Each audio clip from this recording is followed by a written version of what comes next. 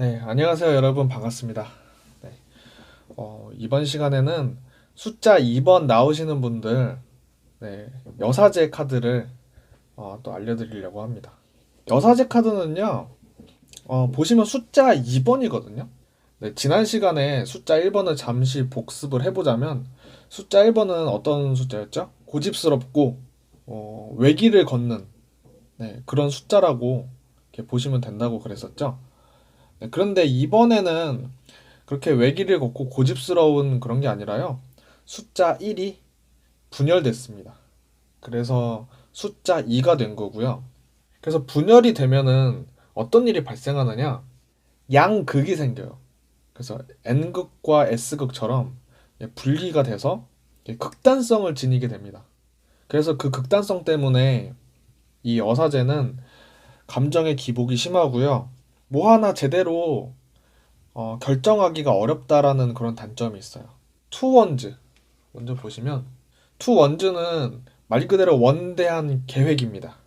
과거에 이미 이루었던 일들이 있고 앞으로 이제 추진해 나가야 될 일이 있다. 네, 그런 것들을 계획하시는 거거든요. 그래서 이 숫자 2번 나오신 분들은 보통 계획하는 쪽에서 일하시면은 좋다라고 해요. 아니면 감시하는 일, 그런 거 어떤 거를 바라보고 전망할 수 있는 네, 그런 관련된 일을 하시면은 상당히 괜찮다. 그래서 요 카드는 여사제의 그런 면을 좀 말해주고 있는 거다라고 이제 보시면 돼요.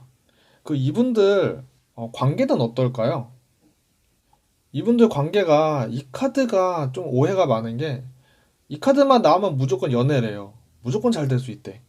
물론 이제 뭐 연애 시작이나 뭐 이런 것들을 나타낼 수도 있긴 하지만 좋은 만남이나 아니면 좋은 인연이 됐다 뭐 이 정도로 해석할 수는 있는데 이게 무조건 연애가 된다라고 보기는 어려워요. 이게 파트너십이라고 하거든요. 그냥 거래 관계의 일종이에요. 비즈니스적 관계, 거래 관계. 그래서 내가 주는 게 있으니까 받는 게 있는 거거든요. 좋은 인연이고 좋은 사람을 만났다. 뭐 좋은 연애를 하고 있다. 뭐 이렇게 보셔도 되는데 상대방한테 바라는 점이 있어서 만나는 겁니다. 네, 그래서 제가 이 카드를 연애의 시작이다 이런 것보다는 비즈니스적 관계다라고 이제 말씀드린 게 그 때문이에요. 그래서 요거는 철없는 사람, 풋사랑을 의미한다고 했잖아요.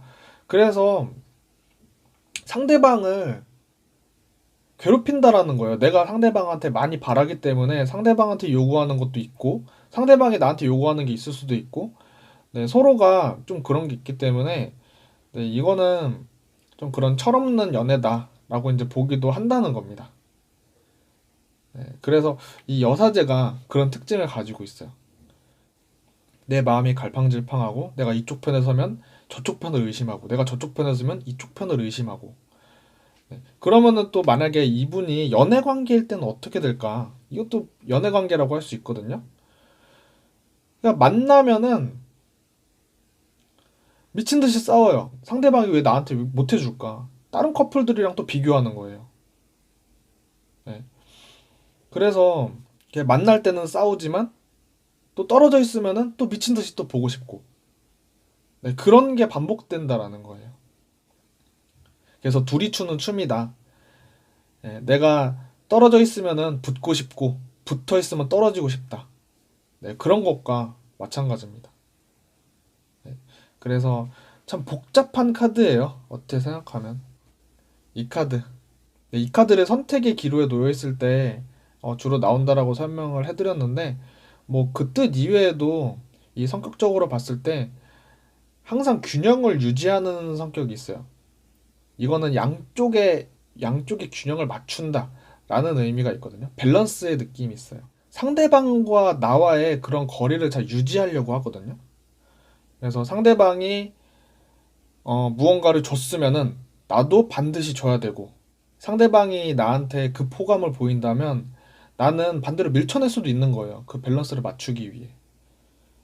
반면에 상대방이 너무 쌀쌀맞게 대하면 내가 그 밸런스를 맞추기 위해 좀 더 다가가고 네, 그런 느낌이 있는 거거든요. 어떤 주고받음이 있어야지 이 관계가 잘 유지된다는 거예요.